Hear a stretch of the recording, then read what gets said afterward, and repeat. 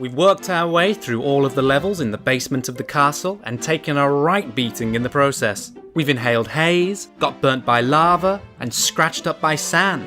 And now the only thing left for us to do is to take the fight to Bowser. But before we get to avoid spore poisoning by saying goodbye to these mildew-infested walls, let's just check out this one last door. Now I'm aware that this leads down to the moat outside, but if we turn the corner, we see 2 giant steps and another wooden door. Heading on through, and we slide down the ramp with the glass screen as we saw when we first entered the basement. And now the mental map has been finished in my mind. But now, let's go through the star door. Taking a good reach into his pocket, Mario plucks one out, throws it into the air, and douses himself in that golden goodness. Reacting to the star power, the door slowly opens. Star power? They must be talking about Mario's cameo in Marvel's 2001 origin story, Captain America: The First Avenger.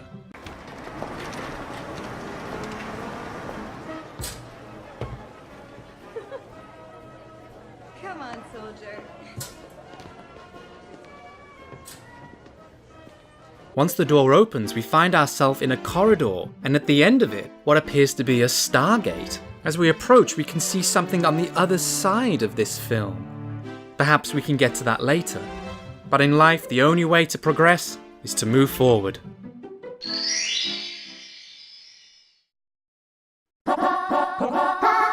Course 9. Dire Docks. Board Bowser's sub. Let's go! We come hurtling down into a giant lagoon.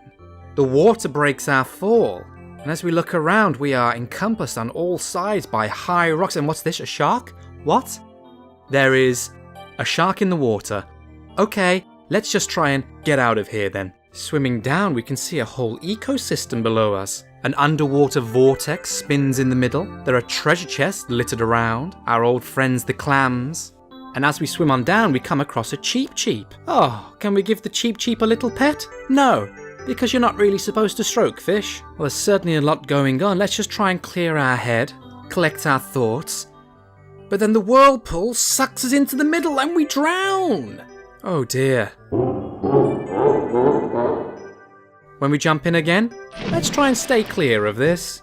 As we swim to the ocean floor, we come across a tunnel lined with circles of coins. Swimming through, we can see a large arrow painted on a metallic Tetris structure. And as we swim across the boundary of nature and humanity, we can follow the arrows up, collect our breath, and then follow it back down. And at the end of the corridor, we come out into a huge cavern filled with water. Rusted metallic structures line the floor, and at one end a wall with a profile of Bowser on. We can see rings ascending to the surface from an underwater vent, and surveying around, oh my goodness, how did we miss this to begin with? There is a giant submarine floating on the surface. Let's just head up and get some oxygen. On dry land we can look around. And yes, this seems to be a hangar for Bowser's submarine. Well, we have to board it and we have to get that power star. What could he be using this for? Is he planning war against the Mushroom Kingdom? It certainly wouldn't be a cold war with all that fire breath. It's a war reference. He's a fire-breathing lizard. So we step on this switch, and out pop some chipboard blocks to jump up. Ascending this makeshift staircase, we can head to the stern of the submarine. I think it's the stern. I know it is on a boat, but it's on top of the water at the moment, so it's just a boat that can go under, which is just a bad boat, really. But regardless, we look up. We can see a metal mesh covering the ceiling with red coins dotted about. We get to the fin of the submarine. If anyone happens to be in the Navy or knows nautical terms, please leave them in the comment section below. And we can admire Bowser's vanity job as he's painted his face on the side. Good job, buddy. Everyone will know who that belongs to when you're 400 feet below the surface. But putting aside the jealousy, because all Mario gets is a cart, we can head round and pick up our first power star. Here we go! When we land back in the castle, we can see the Stargate moving further along the corridor, exposing a new structure. But that's for exploration for another video. Chests in the current. Let's go.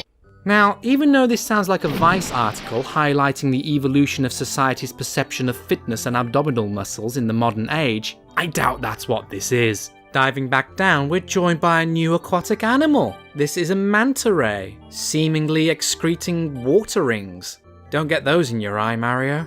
But it seems like we need to open these chests. So swimming down to this one, no, it's a little bit too close to the vortex. Let's just maybe leave that one till last. Swimming over to this one on the edge of the cavern. Oh, we get an underwater shock.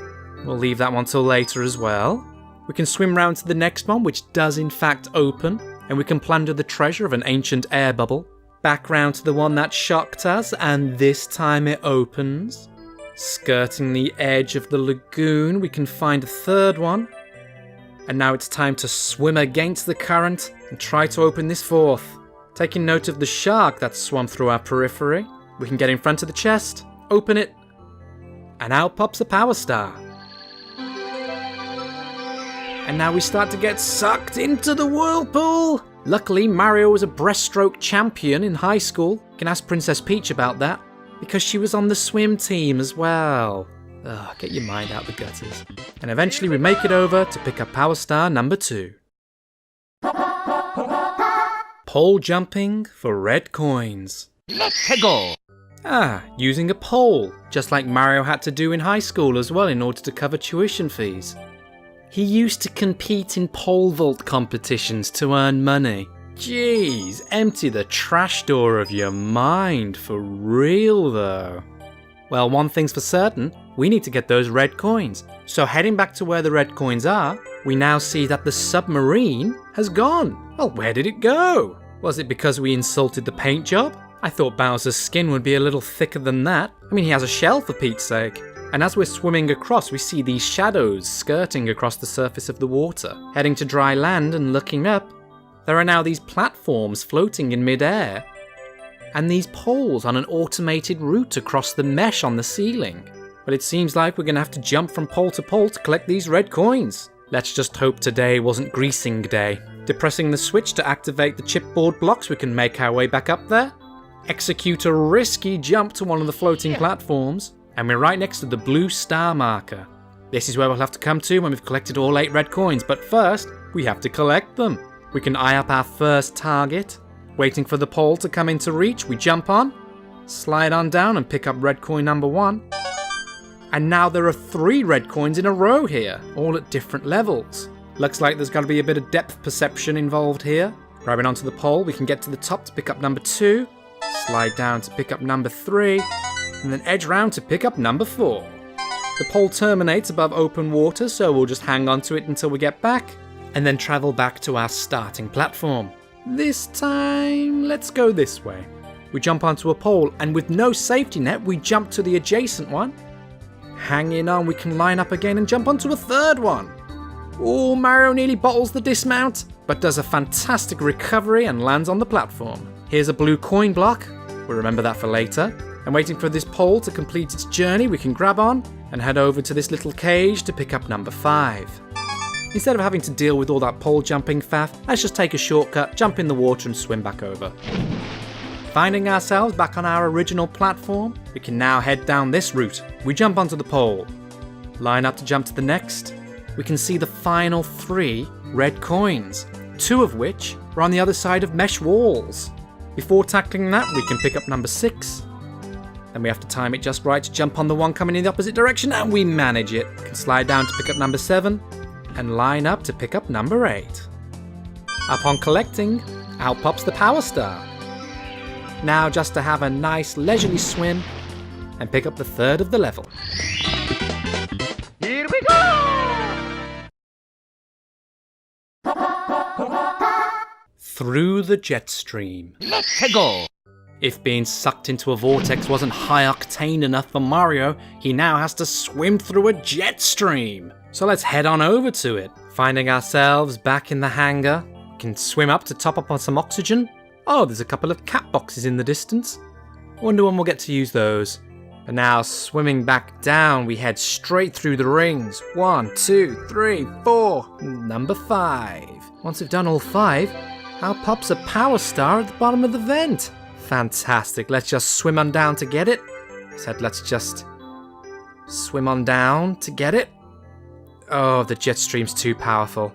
Let's just top up on oxygen again. And oh yes, that metal cap box. Well, wasn't that a little bit of foreshadowing from me? Donning the metal cap, we can jump into the water, sink to the bottom, and leisurely walk over to pick up the power star. Here we go! The Manta Ray's reward. Let's go! Cannonballing in, it looks like we need to follow around this Manta Ray to get our reward. And as the previous star taught us, we need to swim through these rings. We can head through, but we're just too slow to get to the next. That's alright, Mario's really good at holding his breath. Something that did him well in high school. That one was sexual. But we can carry on round. And eventually we get through number 4. Oh, we just missed number 5. Ay, ay, ay. Let's avoid the shark and do this again. Once we get through 4, let's line up to the 5th. And the power star appears. Oh, how wonderful. But it's right above the vortex. Oh no, this is going to be a one-shot attempt right now. So lining ourselves up above it, we get sucked into it and pick up the 5th of the course. Here we go! Collect the caps. Let's go! The use of ellipses in this is very intriguing. What could that mean? Well, let's go and collect some caps. Finding ourselves back in the hangar with the caps, let's collect them. We can don the invisible cap, walk through the mesh wall, and oh, we can also don the metal cap. So not only are we intangible, we're also clad in metal, sort of like having a flame retardant match. We sink down to the ocean floor and we can pass through the giant metal structures that are there. And we see in the distance a power star behind a metal cage, but we're just too late to get it. Rightio. I think we know what we need to do this time. But as we're swimming up, we notice this giant black hole in the wall. Originally here was that wall with Bowser's profile on. I wonder where this could lead. Let's collect this star first and then we'll come and explore it in the next one. Repeating the process, we don the invisible cap, don the metal cap, long jump into the water, sink on down, pass through the metal structures, and head on over to the power star, and that is number 6. Here we go! After collecting all 6 official stars, we can head back in to pick up the 7th hidden star, which we can only get by collecting 100 coins. But before we go on this endeavour, let's check out that black hole. So back into the hangar, here it is. We can't see any end to it, let's swim on through, and we're transported out into the lake outside of the castle. Huh. Well, there we are. That's where the submarine must have escaped to. Did it then somehow manage to get through here and out into the ocean beyond? Many questions to be answered. Oh, and here's the cage. I hope everybody's doing alright down there. Mister, my family will pay cash. Whatever ransom you're asking for, they'll pay it. But we still have a 7th power star to collect. So, diving back down into the level, we can skirt the edge of the lagoon to pick up a few lines of coins. Over by the treasure chest to pick up 3 more. And then the circle of coins right near the entrance to the tunnel. And you know what? We haven't given any attention to Sushi the shark. I bet if we give it some love and attention, we'll be proven wrong about all of the stereotypes and preconceptions of sharks and their behaviour. No, it hurts us. Yep, some warnings exist for a reason. Continuing on our mission, we mop up the next 2 circles of coins and head on through to the hangar. On the floor of the hangar, we can check out what's inside this clam. Oh, the remains of a Koopa. And then pick up the adjacent circle of coins. Heading back to the black hole, we can attempt to pick up this line of coins. But the suction is so powerful, we nearly get dragged back out again. But swimming against it, we can pick up these coins, and now we're halfway there. Back on dry land, we avoid a Karompa ball, and then pick up another 5 coins. And now it's time to head to the ceiling. Activating the switch and the chipboard blocks, Mario makes his way up to the platform and proceeds to mop up the red coins.